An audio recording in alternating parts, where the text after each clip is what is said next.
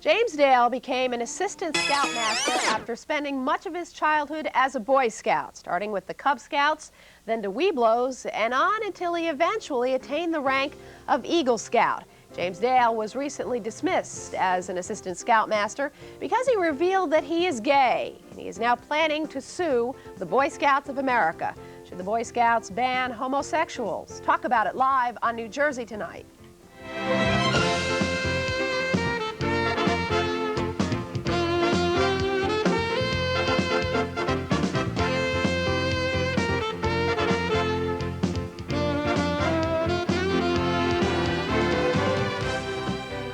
And our guests tonight include James Dale, also a 21-year-old college student who is a former co-president of the Rutgers University Lesbian, Gay, and Bisexual Alliance. And joining us in Newark is Evan Wolfson of Lambda Legal Defense, a national lesbian and gay rights advocacy organization. Mr. Wolfson is one of James Dale's legal advisors. The number to call is 1-800-323-8852. Again, 1-800-323-8852.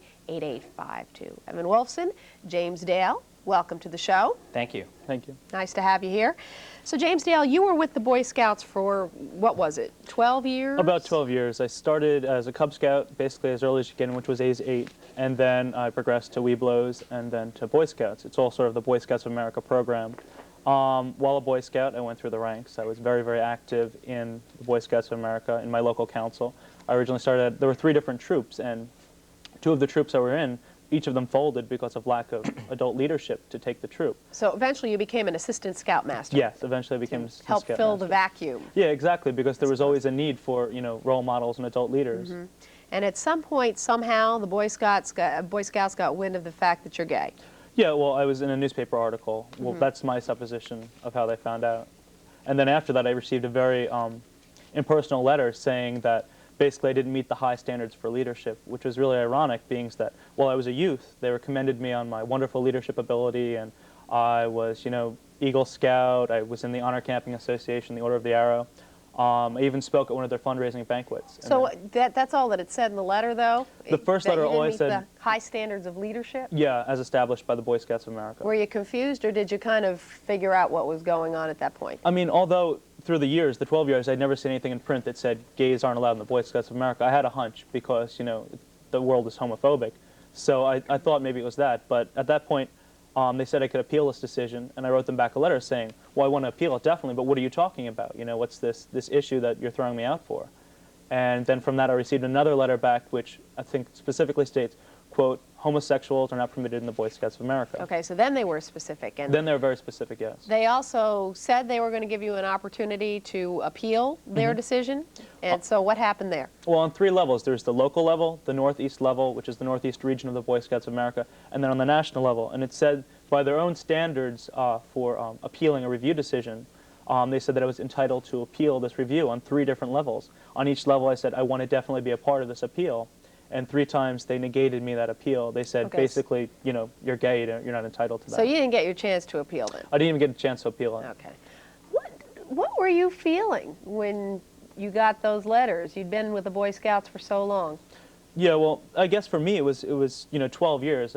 I got the first letter, I guess, at age 19 when it all started. And, 12 years was more than half of my life. And so it was really upsetting. I felt really betrayed. My parents, I'm out to my parents. And, they were sort of very confused. They didn't really know what to make of it. Was this recent, too, that you had recently come out to your parents, and then this all happened with the Boy Scouts? I came out to my parents probably about a half a year before that. So a lot was happening all at the same time. Yeah, a lot was happening at the same time. But, yeah, it was really emotionally upsetting because this wasn't just, some fly-by-night organization. This was something I dedicated a large portion of my life to, volunteer service. I felt that I was giving them assistance, I was leading programs, I was patrol leaders, things like that. And then I was getting a lot out of it for myself, too. I was learning leadership, community service, things like that. So I felt really betrayed, I think is probably the best word. Betrayed and, I guess, angry to some extent. Okay, let's go to Mr. Wolfson now in Newark. Mr. Wolfson, let's talk about New Jersey's new anti-discrimination law, which, as I understand it, would ban discrimination regarding sexual orientation in housing, in employment, and also, I think this is where you're concerned in the lawsuit, something called public accommodation. Right. Now, the Boy Scouts say they're a private organization. Where do you go from there? Well, it's been pretty well established that organizations that are large and personal, even if they're clubs or associations, are often subject to anti-discrimination laws. That case was decided by the Supreme Court. There have actually been two important cases, one involving the U.S. Jaycees, another very large, relatively impersonal, supposedly open to everyone organization, which was sued for refusing to admit women.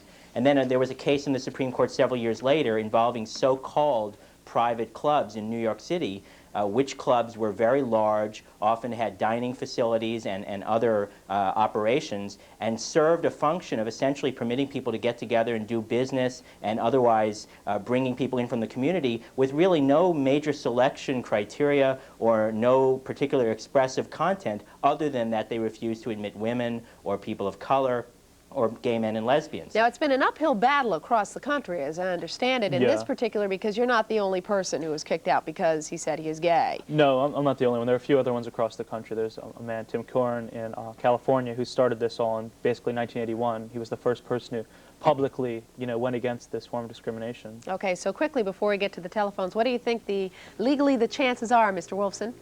Well, I think legally the chances are very good. New Jersey's law, which is relatively new, is very strong. It prohibits discrimination against gay men and lesbians and all people in New Jersey, regardless of sexual orientation.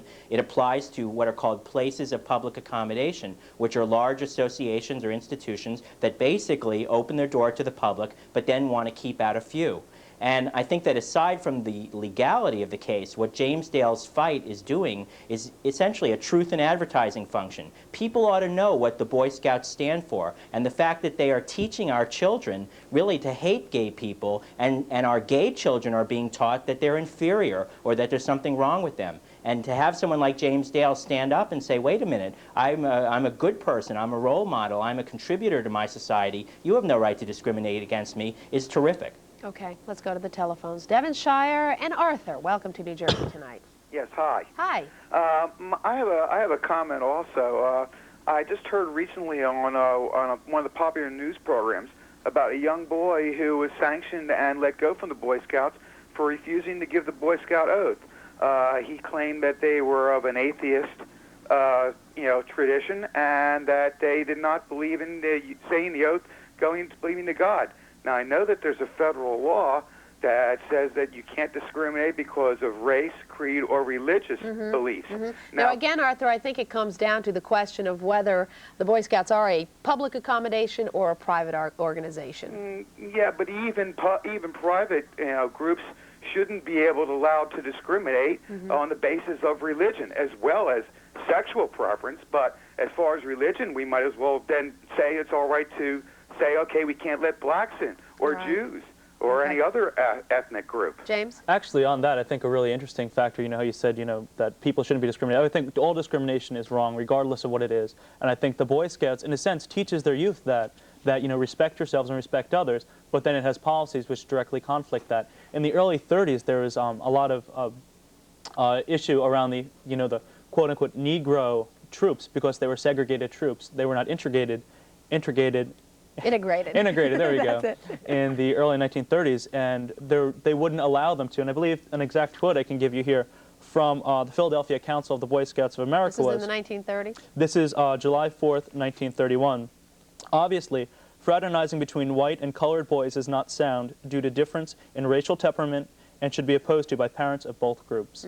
So, I mean, this discrimination is nothing new. It just has a new face today. Well, also, if I could just jump in for a second. Okay. It is true that small private organizations and private clubs and people in their own homes have a right to discriminate. What we're talking about is a large organization, a large association that basically advertises itself as being open to everyone, that insinuates itself into our schools, our churches, our synagogues, that takes enormous amounts sometimes of public money, but of pseudo-public money through organizations like the United Way, that kind of soaks in, pretending to be open to everybody, but then turns around and discriminates. That's a whole different issue. On with the telephone calls. David in Plainsboro, you're next.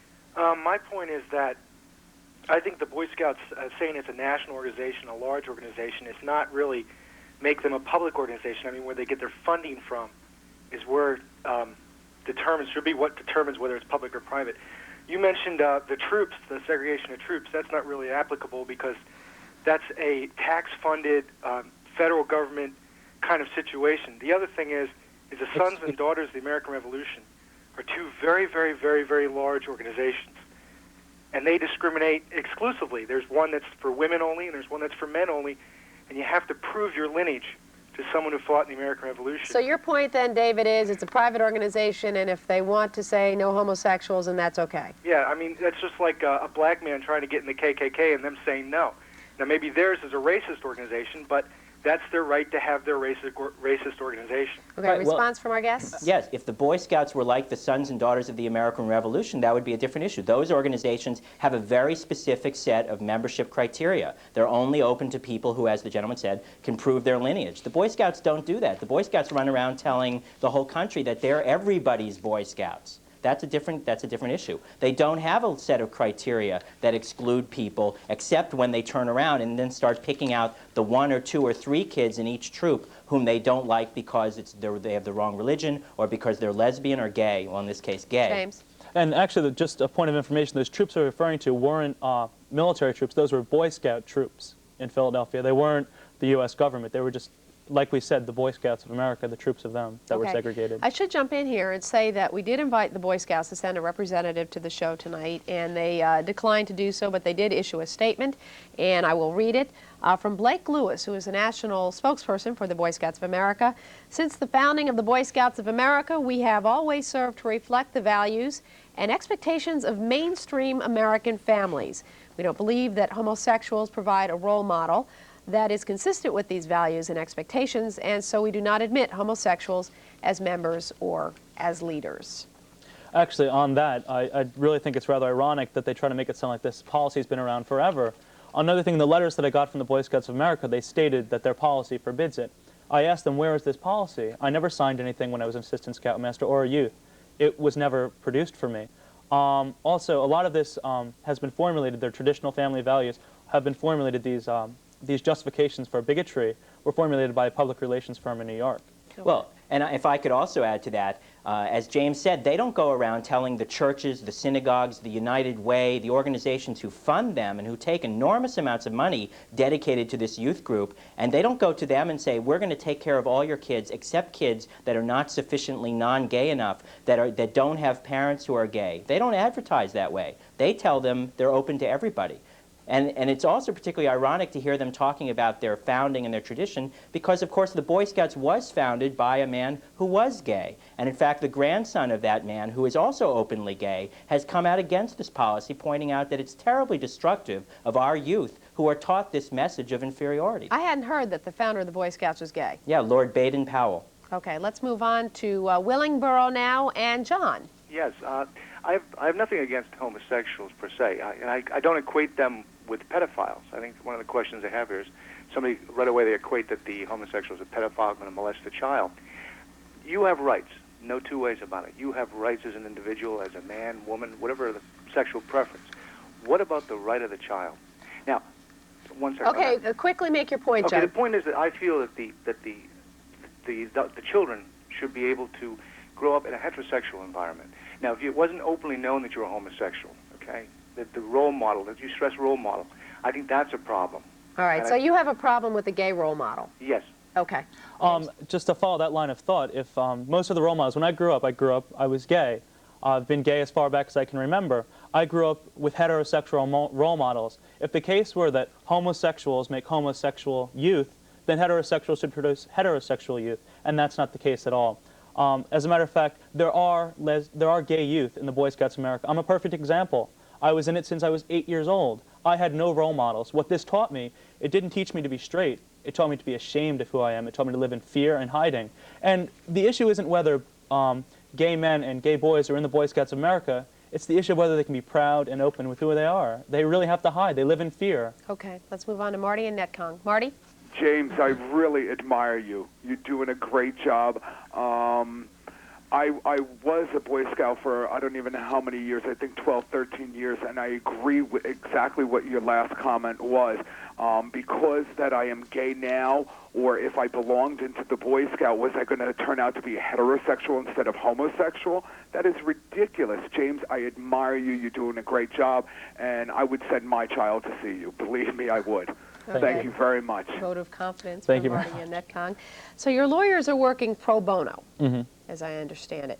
What do you hope to get out of the lawsuit? Reinstatement, possibly? Yeah, I mean, that's an issue that I really have to think about a lot. This is an organization that's really hurt me. I mean, I've been active in this organization for a long time, but that decision really has to be mine, whether I want to be in the Boy Scouts of America or not. I've gotten a lot of good out of this organization. I want to give back to it. I want to give back a lot of good. And I think the mere fact that I'm pointing out that this policy is wrong is doing something good. There was a Boy Scout troop out in California, I'm not sure exactly what town, that for their Citizenship in the Nation merit badge, which is one of the merit badges you have to make Eagle Scout, which I got, a lot of the members of the troop wrote letters to the National Boy Scouts of America saying they feel this policy is wrong, that discrimination should be ended.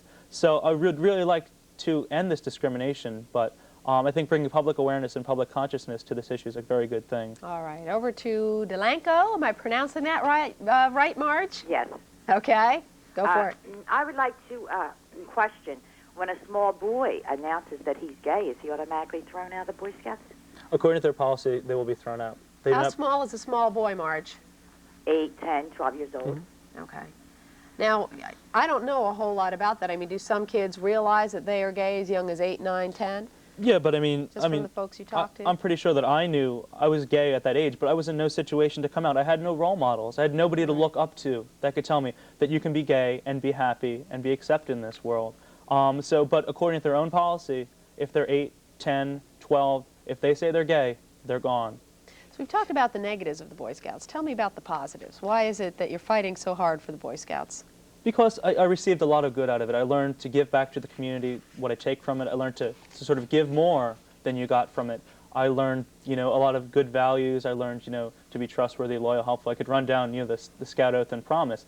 I learned a lot of good things, a lot of leadership qualities. I learned to stand up for what I believe in, which is what I'm doing now. I learned to speak out against discrimination. These are all the things that I'm taking the things they taught me, and I'm using it towards them because I think it's wrong, and I really have to stop this. Okay, next Well, up on... if I could just add Go to ahead, it, Evan. I would invite every viewer of this program to listen to James Dale and to judge for themselves, is this the kind of person that you would view as an appropriate role model, as a leader, as someone you would want to have held up working with children? And I think, James is clearly articulate, he's clearly committed, he clearly has a public spirit and community orientation. And to drum him out of the Boy Scouts and to stigmatize him just because of the fact that he's gay shows how hateful the policy is. This is the kind of person that ought to be working with our kids. Our kids need that kind of leadership in our communities. All right, next up on New Jersey Tonight, Patrick in Wayne. Patrick? Yes, I was just calling to let you know, when I was in the Scouts, I realized I was gay when I was about, I believe about 13 years old, and let a few people know, and I was actually ostracized out of the Scouts. I was practically just pushed out. And I think now it would be great to have James as a role model for the children that are gay, who could have somebody to look up to help them, realize what their sexuality is about, and that it is not their fault that they're gay.